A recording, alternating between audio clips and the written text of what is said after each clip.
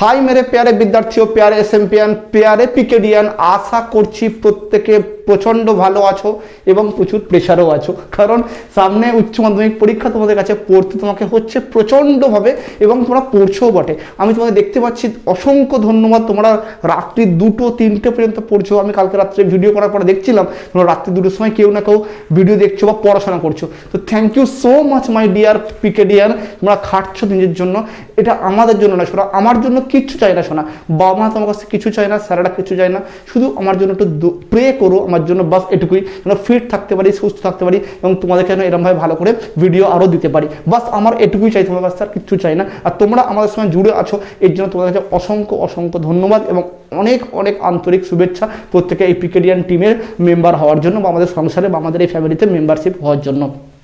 এবারে আমরা আজকে এবিটিএস শেষ করে দেবো পেজটা, কালকে আমাদের আসবে আর একটা সেকেন্ড পেজ। বাবু ডাব্লিউবিটিএ যারা রয়েছে করছো, মন খারাপ করো না, আমি করাবো, ব্যস্ততার মধ্যে রাত্রি 2টো 1টার সময় তোমাদের জন্য ভিডিও বার করি আমি, তো নিশ্চিত থাকো আছি আমি তোমাদের সঙ্গে, নিশ্চয়ই করাবো, কথা যখন দিয়েছি করাবো, হ্যাঁ নিশ্চিত থাকো। তো আজকে সেকশনস 1 পার্ট বি এর এমসিকিউগুলো শুরু করছি, হ্যাঁ না, হয়ে গেলেই আমাদের শেষ হচ্ছে, পরের দিন পেজ নাম্বার 4 চালু হয়ে যাবে, হ্যাঁ না, 3টা শেষ হয়ে গেল আমাদের। তো 1 কুলম্ব আধানে ইলেকট্রন সংখ্যা কত, এটা প্রশ্ন করা হয়েছে। 1 কুলম্ব আধানে ইলেকট্রন সংখ্যা কত? তো আমরা জানি এটা প্রথম চ্যাপ্টার থেকে কোশ্চেনটা করা হয়েছে, যে এমসিকিউ করাচ্ছি আজকে, এমসিকিউ কত, এটা মনে হয় তোমার 3 নম্বর পেজ শুরু করেছি, কত নম্বর, 3 নম্বর পেজ, তাই না, 3 নম্বর পেজ করাচ্ছি আমরা, 3 নম্বর পেজের এমসিকিউ হচ্ছে। একটা 1 কুলম্ব আধানের ইলেকট্রন সংখ্যা কত? তো একটা 1 কুলম্ব আধানের ইলেকট্রন সংখ্যার formula Q equals to N into E। Formula কি বলো? Q সমান Ne, Q সমান Ne, Q সমান Ne। Q এর মান কত বলো? 1 কুলম্ব সোনা। N এর মান আমি জানি না, আর ইলেকট্রনের আধানের মান কত গো? 1.6 into 10 to the power minus 19 coulomb. অর্থাৎ N equals to 1/1.6 into 10 to the power minus 19, 10 to the power 19 by 1.6 calculation করবে, N এর মান চলে আসবে, অপশন মিলিয়ে নেবে। ওকে না, ক্লিয়ার শোনা হয়ে গেল, খতম। এরপর এনটি সদিশ আহিত, দুইটা বলছে, এনটি সদিশ আহিত ক্ষুদ্র গোলক আকৃতি তরল বিন্দু যুক্ত হয়ে একটি বড় তরল বিন্দুতে পরিণত হলো, প্রতিটি ক্ষুদ্র তরল বিন্দুর শক্তি যদি ই হয় তাহলে বড় তরল বিন্দুর শক্তি কত হবে বার করতে বলেছে। বাবু এখানে শোনাটা খুব ইম্পর্টেন্ট অঙ্ক, এখানে শক্তি বলেছে, অ্যাকচুয়ালি এটা বলা উচিত ছিল বিভব, চলো বলেছে, আমি আর কি বলবো বলো না, এবিটিএ বহুত জায়গাতে, আমরা আগের দিন যেটা করিয়েছিলাম মনে আছে তো, ওখানে দেখবে প্রথম অঙ্কটাই গ্রুপ ডি এর প্রথম অঙ্কটাই ভুলভাল দিয়ে দিয়েছে, তো এরকম আছে বহুত, কি করবো আমি আর। তো দেখো এবারে শক্তি বলতে পারো, বিভবকে শক্তি বলা, বিভব শক্তি, আপত্তি কিছু নাই। তো দেখো বলছে ছোটকা ছোটকা এন সংখ্যক গোলক আছে, কত সংখ্যক বলো? এন সংখ্যক গোলক আছে। এই ছোটকা ছোটকা এন সংখ্যক গোলক যুক্ত হয়ে কি হয়েছে দেখো, সদিশ ক্ষুদ্র গোলকাকৃতি তরল বিন্দু যুক্ত হয়ে বড়কা গোলক হয়েছে। এই ছোটকা ছোটকা গোলক এন সংখ্যক যুক্ত হয়ে বড়কা গোলক হয়েছে। এদের প্রত্যেকের আধান দিলাম ছোটকা কিউ ধরলাম, আর এই সমস্ত আধান কতগুলো এন সংখ্যক আছে, তাহলে এতে কত আধান হবে বলো তো? বড়কা কিউ হবে, আর বড়কা কিউ সমান এন ইন্টু ছোটকা কিউ, হ্যাঁ কি না, তাই না বাবু? বড় কিউ সমান বলো এন ইন্টু ছোট কিউ, আরামসে, ইয়েস স্যার। তাহলে এর ব্যাসার্ধ কত হবে সোনা? বড়কা আর, আর এর ব্যাসার্ধ ছোটকা আর। বলো এই ছোটকা গোলকের আয়তন কত হবে? ছোটকা গোলকের আয়তন 4/3 পাই ছোট আর কিউব, আর এই বড়কা গোলকের আয়তন কত হবে? 4/3 পাই ইন্টু বড় আর কিউব। আমি কি বলতে পারি 4/3 পাই বড় আর কিউব সমান n ইন্টু 4/3 পাই ইন্টু ছোট আর কিউব? নিশ্চয়ই স্যার, কারণ এন সংখ্যক ছোট ছোট তেলের ফোঁটা মিলিত হলেই বড়কা তেলের ফোঁটা তৈরি হয়। বড়কা তেলের ফোঁটার আয়তন যা হবে, ছোটকা এন সংখ্যক তেলের ফোঁটার আয়তন তাই হবে, হ্যাঁ কি না বাবু? তাই হবে না? তাহলে বড়কা গোলকটা যে 4/3 পাই আর কিউব, ওর আয়তন, ধরো সাপোজ ড্রপে করে তোমার তেল ফেলছো, 1 ফোঁটা 2 ফোঁটা 3 ফোঁটা 4 ফোঁটা, তাহলে ধরো 10খানা ফোঁটা ফেললে, 10খানা ফোঁটার মোট যে আয়তন হবে সেটাই তো বড় গোলকটার আয়তন হবে, তাই না? তাহলে বড় গোলকের আয়তন সমান এন ইন্টু ছোট গোলকের একটার আয়তন। ক্লিয়ার টেস্ট সবার? Yes sir. ওকে, বুঝতে পারো সকলে বাবু? ক্লিয়ার শোনা? চলো দেখো, তাহলে আর কিউব সমান এন ইন্টু আর কিউব, হ্যাঁ কি না? আর কিউব সমান N into R cube. Clear? Okay sir. তাহলে বড়কা আর কত হলো শোনা? বড়কা আর মানে হচ্ছে N into N to the power 1/3 into ছোটো আর। এটা নিশ্চয়ই ম্যাথমেটিক্যালি বুঝতে পেরে গেছো তোমরা। তাহলে আর কিউব মানে দেখো N to the power 1/3 into ছোটো আর। হলো সবার ক্লিয়ার? এবারে দেখো ছোট গোলকটার বিভব, যেটা শক্তি বলছে ওরা, 1/4 পাই এপসাইলন 0 কিউ বাই আর, ছোট কিউ বাই আর। আর বড় গোলকের বিভবটা আমি ধরলাম ই ড্যাশ, কত হবে শোনা বিভব 1/4, ওরা বিভবকে শক্তি বলছে 1/4 পাই এপসাইলন 0 বড় কিউ বাই আর। আর বড় কিউ মানে দেখো কত, বড় কিউ মানে হচ্ছে এন সংখ্যক ছোট ছোট কিউয়ের মোট আধানটা বড় কিউর আধান হবে, কারণ এর আধান এর আধান এর আধান মোট মিলিত হয়ে তো একটা বড় আধান তৈরি হচ্ছে, হ্যাঁ কি না? তাহলে 1/4 পাই ইপসাইলন 0 এন ইন্টু ছোট কিউব বাই আর, বড় আর মানে দেখো N to the power 1/3 into ছোট আর, হ্যাঁ কি না? N to the power 1/3 into ছোট আর। তাহলে 1/4 pi epsilon 0 N to the power 1 minus 1/3 into Q by ছোট আর। ঠিক লিখেছি? 3 1 3 মাইনাস 2 2 3। তাহলে 1/4 pi epsilon 0 Q by R into N to the power 2/3। এটা মানে কি গো বাবু শোনা? এটা মানে হচ্ছে প্রথমটা শক্তি। তাহলে প্রথমটা শক্তি কত গুণ হলো? N to the power 2/3। Answer কি হবে গো? এন টু দি পাওয়ার, খুব ইম্পর্টেন্ট অঙ্কটা, 2/3। Option C right answer. Clear? Option C হচ্ছে রাইট আনসার। বুঝতে পেরেছ? এসছে না শুনি? এসছে শোনা?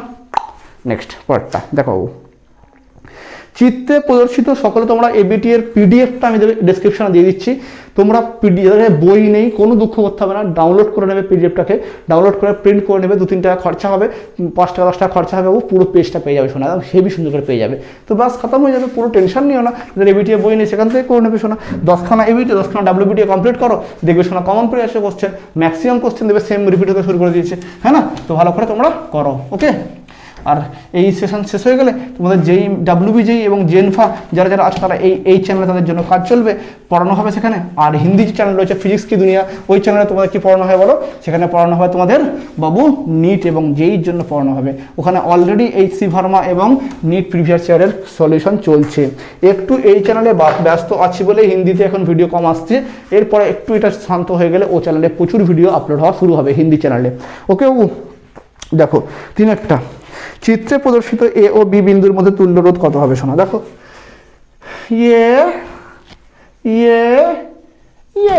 ওকে আচ্ছা, আর আর আর ওরা কোশ্চেন করেছে তুল্য রোধ। বাবু রে বাবু ভালো করে শোনো, এইটা হচ্ছে হুইস্টন ব্রিজের ভাই। হুইস্টন ব্রিজ এরকম দেখতে হয়, কিন্তু মনে রাখবে দেখো এখানে আর এখানে কোনো রেজিস্ট্যান্স দেয়নি, কোনো রেজিস্ট্যান্স এখানে দেয়নি। তাহলে স্যার আপনি কি করে করবেন? রেজিস্ট্যান্স যখন দেয়নি তো নো টেনশন, রেজিস্ট্যান্স দিতে ওদের তো হবে না। রেজিস্ট্যান্স যখন দেয়নি তো কি করবো আমি? তাহলে এ বি বলেছে, এটা এ আর বি বলেছে, এ আর বি এর মধ্যে ওরা তুল্য রোধ বার করতে বলেছে, ওকে বাবু? তাহলে বলো তোমরা আমাকে বলো আমাকে তোমরা নিজেরা যে এ আর বি এর মধ্যে তুল্য রোধ বার করতে হয় কি করব আমরা বার করার জন্য? আমি তোমাকে একটা জিনিস বলে দিচ্ছি, মন দিয়ে শোনো। এইখানের এ পয়েন্টটা এ, তার মানে এদিকে টেও টেও টেও টেও টেও টেও টেও টেও টেও টেও টেও টেও, এখানেও এ হবে, কারণ একই বিভব হবে। রেজিস্ট্যান্স না থাকলে বিভব সবসময় সেমই হয়। এখানে তার দিয়ে জোড়া আছে এটা, তাহলে এ পয়েন্টের বিভব যা হবে এই পয়েন্টের বিভব তাই হবে। ক্লিয়ারিটি হচ্ছে সবার? Yes sir. আর এখানে দেখো এটা বি পয়েন্ট, তো এটাও বি পয়েন্ট, তাই না? এখানে এখান থেকে এখানে কোনো রেজিস্ট্যান্স নেই, আর এখানে বি পয়েন্ট মানে B B B B B B B B B B B B B B B, হ্যাঁ কি না? কারণ কোনো রেজিস্ট্যান্স নেই মানে কোনো বিভবের পতন হবে না। রেজিস্ট্যান্স এখানে থাকতো একটা রেজিস্ট্যান্স থাকতো, কিন্তু বি এখানে হতো না। হয়েছে? চলো এবারে দেখো মেরে লালিও, এ আর বি এর মধ্যে কি আছে বলো শোনা? কি আছে গো? এ আর বি এর মধ্যে আর, এ আর বি এর মধ্যে আর। রেজিস্ট্যান্সের আগে পরে এবি কোনো ফ্যাক্টর পড়ে না, রেজিস্ট্যান্সের আগে পরে কোনো এবি ফ্যাক্টর পড়ে না। বিয়ের সময় বউ আর বর একসঙ্গে ঘুরুক, আগে বউ ঘুরুক বর ঘুরুক, কোনো টেনশন আছে নাকি? আর ইয়ার ঘুরলেই হলো, তাই তো নাকি? আর আমি জানি না শোনা সত্যি মিথ্যে কি, তোমরা ভালো করে জানো আমার থেকে। তোমরা যদি কোনো ভুল বলবে না স্যার বিয়ের সময় বর আগে করতে হবে তারপরে বউকে ঘুরতে হবে, হতে পারে কোনো রুলস আছে হয়তো, হ্যাঁ না? আমার জানা নেই। তো এ আর বিয়ের মধ্যে বলো রেজিস্ট্যান্সের বেলায় কোনো রুলস নেই কিছু, যে কেউ আগে ঘুরুক, অর্থাৎ আগে বি আগে এ কোনো ব্যাপার নয়। ধরো এটা রেজিস্ট্যান্স, হ্যাঁ না? 10 ওহমের, এখানে ব্যাটারি এখানে দাও যা হবে, এটা রেজিস্ট্যান্স 10 ওহমের, ব্যাটারি নেগেটিভ এটা দাও বড় দাও, আরে বাবু কোনো পার্থক্য হবে নাকি, কারেন্ট খালি দিক পাল্টে যাবে, তো এখানে রেজিস্ট্যান্সের কোনো পার্থক্য হবে না। ক্লিয়ার এসছে বাবু? ওকে, আর একটা দেখো, তাহলে মানে এ আর বি এর মধ্যে একটা রেজিস্ট্যান্স হলো, এই দেখো এ আর বি এর মধ্যে আর একটা রেজিস্ট্যান্স হলো, আর এটা এ আর বি এর মধ্যে আর একটা, মোট কটা হলো সোনা? মোট হলো 3টে। কটা হলো গো? 3টে। এটা কিসে আছে? 3টে সমান্তরালে। কিসে সোনা? সমান্তরালে। সমান্তরালের ফর্মুলা কি? 1/r ইকুইভ্যালেন্ট, এটা ইকিউ লিখলাম, মানে সমতুল্য, তুল্য, equals to 1/r plus 1/r plus 1/r। কেন করছি? 3টেই আর আর আছে বলে ওই জন্য করলাম, তার মানে 3/r হবে, এটা হচ্ছে 1/r ইকুইভ্যালেন্টের মান। তাহলে বলো কি হবে? তাহলে বলো, নিজেরা বলো। আর ইকুইভ্যালেন্টের মান হবে r/3, আনসার। ওকে না? r/3 আনসার হবে। তোমাদেরকে আমি একটা হোমওয়ার্ক দিচ্ছি, হ্যাঁ, এই সেম অঙ্ক থেকে, কে পারে দেখি। এটা হুইস্টন ব্রিজের অ্যাকচুয়ালি অঙ্ক, তোমরা নিজেরা করে কমেন্ট বক্সে আনসার দেবে, হ্যাঁ। সকলে যেন দেখতে পাই আনসার দিতে পেরেছো, যেন আমার মনটা খুশি হয়ে যায় শোনা, হ্যাঁ।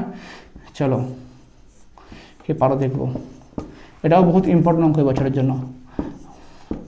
আর আর আর আর আর যে পারবে সঠিক চেক করবো আমি, তারপরে এর আনসারটা টেলিগ্রামেতে ফটো তুলে পাঠিয়ে দেবে এই কোশ্চেনটার। আর অফ এবি, এবির মধ্যে তুল্য রোধ কত হবে? আমি ক্লু দিয়ে রাখলাম, এটা হুইস্টন ব্রিজের অঙ্ক। ওকে বাবু, ক্লিয়ার?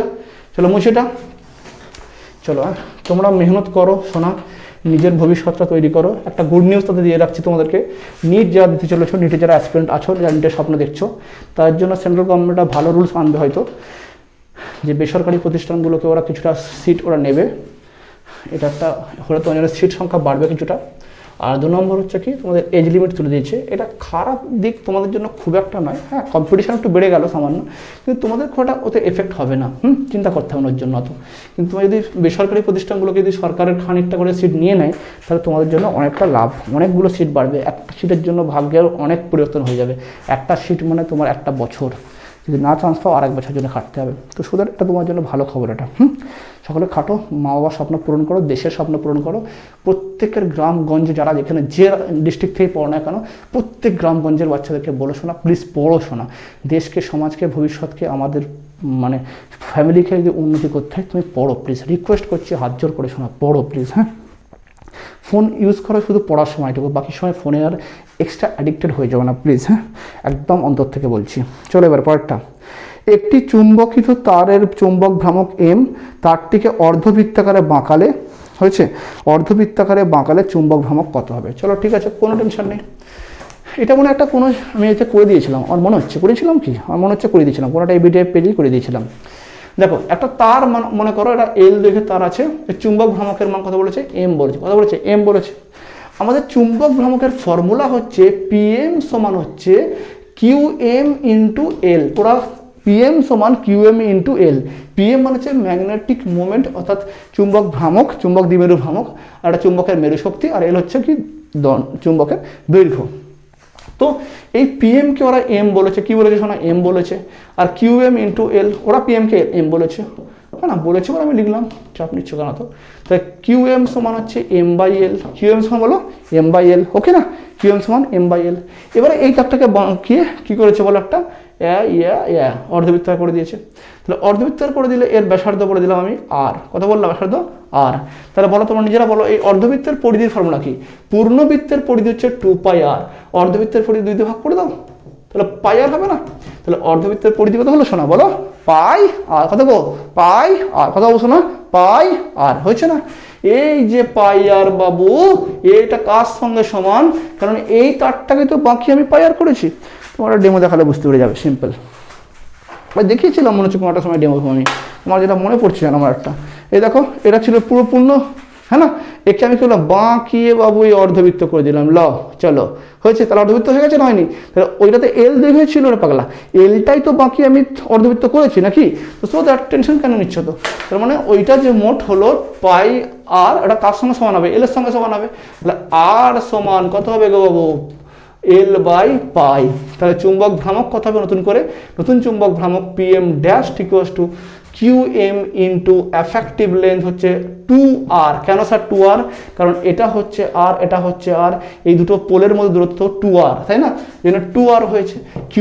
কিউ এম এর মান তৈরি করা আছে m/l, বস করাও এখানে m/l ইন্টু 2r। বাবু আর এর মান তৈরি করেছি l/π, বস করাও m/l ইন্টু 2 ইন্টু আর মানে l/π,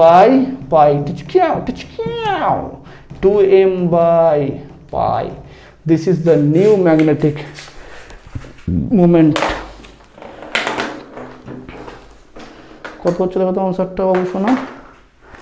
হ্যাঁ, option D is right answer হয়েছে।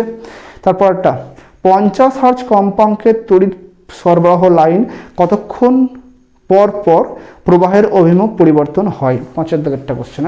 কতক্ষণ পর পর প্রবাহের অভিমুখ পরিবর্তন হয়? মুছে এটা শোনা, টুকে নেবে, মুছে দিলাম। কতক্ষণ পর পর প্রবাহের অভিমুখের পরিবর্তন হবে?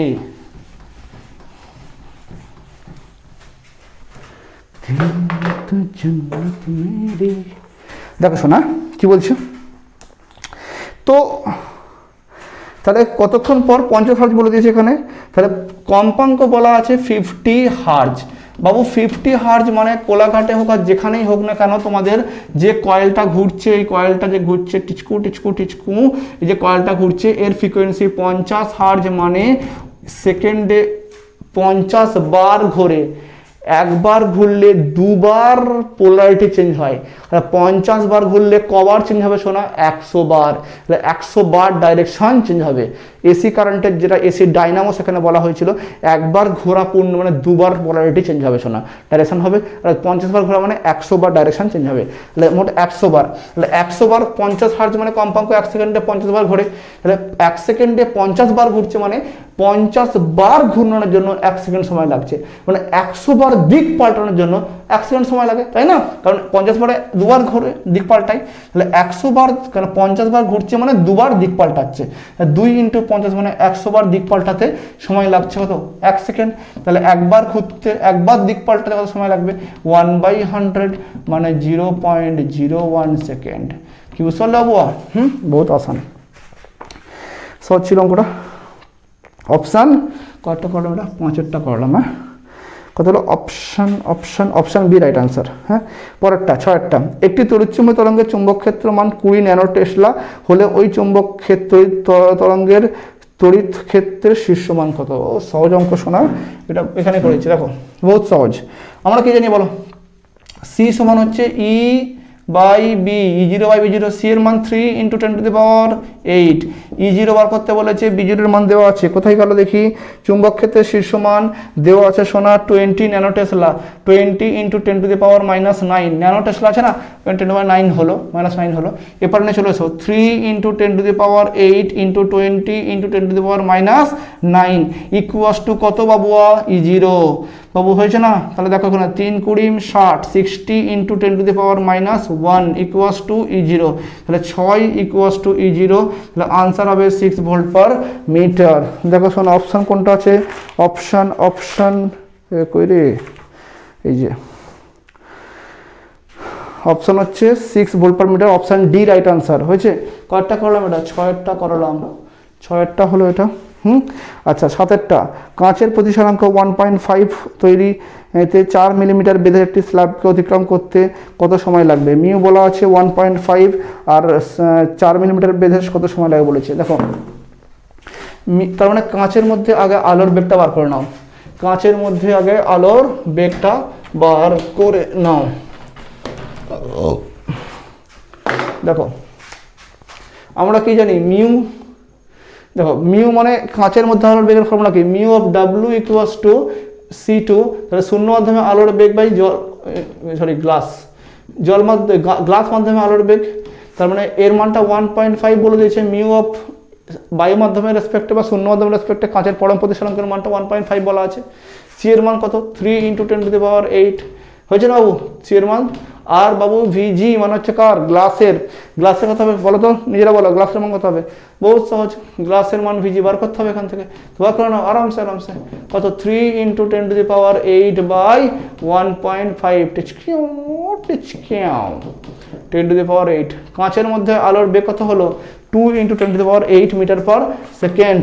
এবারে দেখো কাঁচের যদি আলোর বেগ 2 × 10⁸ মিটার পার সেকেন্ড হয়, তাহলে তোমরা নিজেরা আমাকে বলো যে ওখানে সব আলোটা কাঁচের স্ল্যাবে কতটা সময় লাগবে।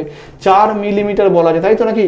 4 মিলিমিটার যদি বলেছে নাকি বাবু, 4 মিলিমিটার, হ্যাঁ বেধের। তো 4 মিলিমিটার মানে হচ্ছে, শোনা দেখো এদিকে, S = VT। এস এর মানটা 4 মিলিমিটারকে মিটার করো 10⁻³ ভি এর মানটা 2 × 10⁸ × T।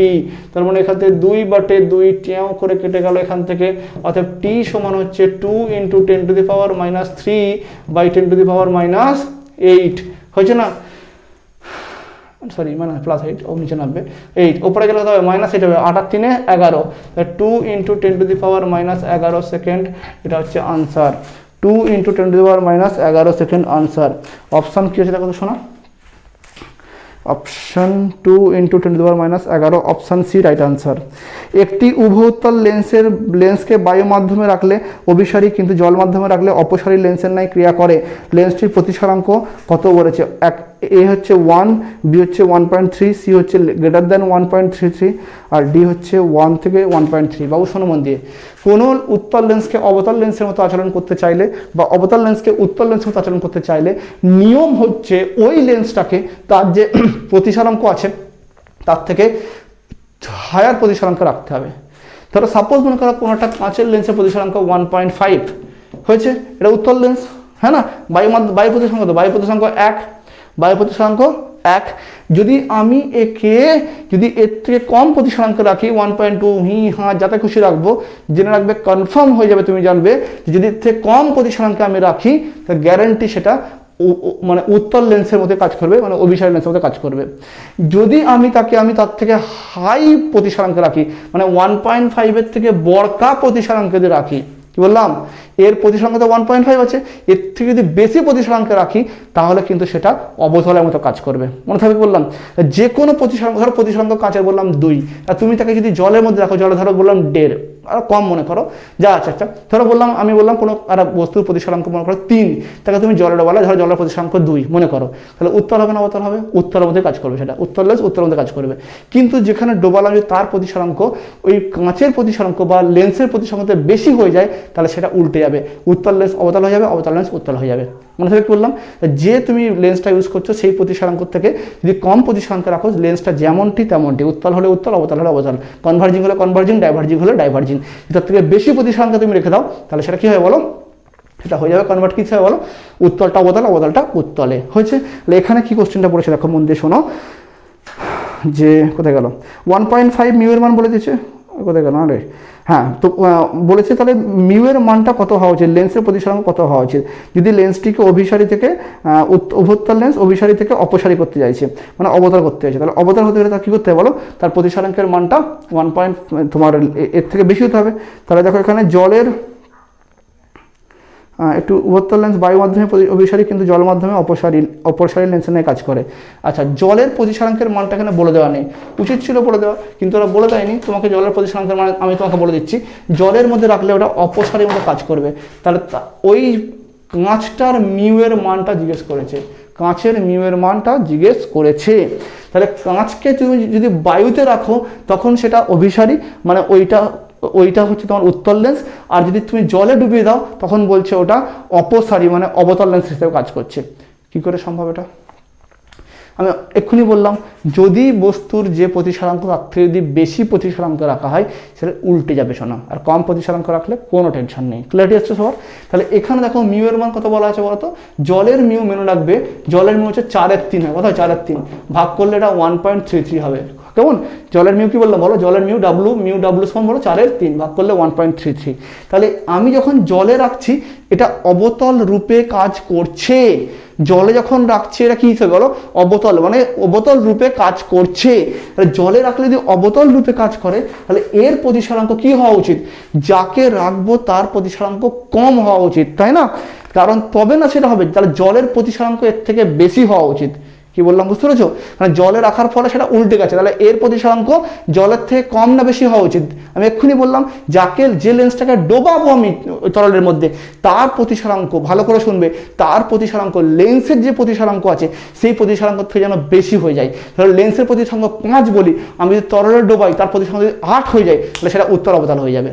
ক্লিয়ারিটি হচ্ছে? তারপর যদি এখানে তাহলে যে জলের প্রতিসরাঙ্ক কত 1.33, তাহলে এর প্রতিসরাঙ্ক কি হওয়া উচিত বলো? 1.33 যদি কম হয়ে যায় তাহলে সেটা কি হয়ে যাবে বলো? আরামসে সেটা উল্টে যাবে। আর যদি বেশি থাকতো তাহলে সেম হবে, তাহলে কম হতে হবে 1.33 থেকে, তবে না সেটা উল্টে যাবে। তাহলে এটার আনসার হবে শোনা, এটা হচ্ছে অপশান ডি, 1-এর থেকে বড় হতে হবে তাহলে অভিসারী থাকবে, আর 1.33 থেকে কম হতে হবে। বুঝতে পেরেছো? তোমাদের এটা মনে হয় বইতে আনসার সি আছে, ওরা ভুল দেওয়া আছে, এখানে এটা অপশান ডি হবে, যেন কথাটা মনে থাকে ভালো করে। তারপরটা, ইয়াংয়ের দ্বিরেখাচিত্র পরীক্ষায় সর্বোচ্চ তীব্রতা I0, একটি ছিদ্র বন্ধ করে দেওয়া হলো, তার তীব্রতা হবে কত? ভালো কোশ্চেন এটা। হ্যাঁ দেখো এবারে,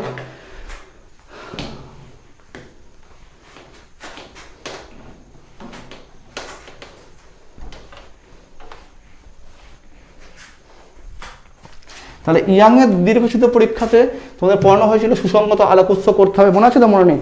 সুসংগত আলোক উৎস করার প্রয়োজন পড়বে। তাহলে সুসংগত আলোক উৎস ধরো এটা রয়েছে, একটাই মেন উৎস বাক্স, তার মধ্যে দুখানা একটা আলো জ্বলছে, সেই আলো থেকে দুটো উৎস হয়েছিল, মনে পড়ছে না? মনে পড়ছে না? যদি ছিদ্রের যদি ব্যাস সেম হয় তাহলে দু জায়গা থেকে আলোর তীব্রতার মানও সেম আসবে, মনে থাকে না? ছিদ্রের যদি এখানে একটা কাঠের বাক্স, এখানে একটা ল্যাম্প জ্বলছে, দুখানা এখানে ছিদ্র করে দিলাম, তাহলে যদি ছিদ্রের যদি আকার আলাদা হয় তাহলে এর তীব্রতা I1 হবে, এর তীব্রতা I2 হবে। যদি ছিদ্রের আকার সেম হয় দুজনেরই তীব্রতা কি হবে? সেম হবে। আর চরম বা ম্যাক্সিমার ফর্মুলা আমি পড়িয়েছি তোমাদেরকে, Imax √I1 +√I2, তার কত হবে শোনা বলো? Whole square. Imax সমান কি? √I1 +√I2 তার হোল স্কোয়ার। ক্লিয়ারিটি আসছে? তাহলে √I1 +√I2 হোল স্কোয়ার। তাহলে এখানে বলো এবারে, এখানে যেহেতু দেখো মন দিয়ে শুনবে, এই I1 আর I2 যেন সেম আছে, তাহলে আমি কি লিখবো বলো? এখান থেকে √I +√I তার হোল স্কোয়ার হয়েছে বাবু, শোনা ক্লিয়ার হচ্ছে? Whole square. তাহলে এবারে তোমরা এখানে দেখো কত লিখবো? 2 × √I তার হোল স্কোয়ার, তাহলে 4 × I = Imax Imax। এবার কোশ্চেন কি করে দেখো, ওরা কোশ্চেন করেছে যে ইয়াংয়ের দ্বিরেখাচিত্র পরীক্ষায় সর্বোচ্চ তীব্রতা যদি I0 হয়, মানে এই যে Imaxটা ওরা I0 বলেছে, হ্যাঁ, সর্বোচ্চ যদি তীব্রতা I0 হয় তাহলে একটি ছিদ্র বন্ধ করে দিলে তীব্রতা কত হবে? তাহলে একটি ছিদ্র বন্ধ করে দিলে তীব্রতা কত হবে? দেখো Imax এর মানটা কত বলা আছে বলো? Imax এর মানটা বলা আছে এখানে I0 বলা আছে, তাহলে I0 সমান 4 × I, 4 × I। তাহলে একটি বাবু এটা আইটা কার? আইটা ইন্ডিভিজুয়াল প্রত্যেকের তীব্রতা, হ্যাঁ কি না? তাহলে আইটা হচ্ছে প্রত্যেকের তীব্রতা। তাহলে একটি যদি ছিদ্র বন্ধ করে দিই তাহলে একটা এখান থেকে আলো কম আসবে, শুধু একটারই আলো আসবে, হ্যাঁ কি না? তাহলে I কত হবে একজনের ছিদ্রের মধ্যে দিয়ে? I0/4 কত হবে? I0/4। তাহলে একটা ছিদ্রের মধ্যে কত আলো বেরোয় বলো? I0/4। মাথা ঢুকছে না? হচ্ছে না? আরামসে। হ্যাঁ, এখানে দেখো অপশন দেখো কি বলেছে ওরা। অপশান বলেছে যে হ্যাঁ, তাহলে ছিদ্র দিয়ে সর্বোচ্চ তীব্রতা হচ্ছে I0, তার মানে এদের যে ইন্টেন্সিটি বেরোবে সেই ইন্টেন্সিটির মানটা কত দেখো? I0/4। I0/4 হচ্ছে আনসার। ক্লিয়ারিটি আছে সবার? এরপরে চলে এসো, একটি ফোটনের গতি শক্তি হচ্ছে E, ভরবেগ হচ্ছে P, ফোটনের গতিবেগ কত? পাতি কোশ্চেন গো, কিছু নেই, সিম্পল। দশটা দেখো, শক্তি দিয়েছে E দিয়েছে ফোটনের, আর ভরবেগ দিয়েছে P, হয়েছে না? তাহলে ওরা সি চেয়েছে বাবু। ই মানে কত বলো? ই মানে mc², ই মানে mc², আর পি মানে কত বলো? ই সমান হচ্ছে mc², আর পি মানে হচ্ছে mc। তাহলে বলো ভাগ করে দাও, E/P। ই মানে mc², পি মানে mc, কে মারলো, কে খেয়ে ফেললো, কত রইলো? সি রইলো। তার মানে E/P সমান কত হচ্ছে গো শোনা? সি হয়ে যাচ্ছে। তার মানে E/P হচ্ছে আলোর বেগের সঙ্গে সমান হবে। তা কোথায় কোথায় দেখো? E/P, অপশান বি হচ্ছে রাইট আনসার। হলো পরেরটা, H পরমাণুর নিউক্লিয়াসের চতুর্দিকে আবর্তনশীল একটি ইলেকট্রন 9-11টা করাচ্ছে। চলো এটা মুছলাম।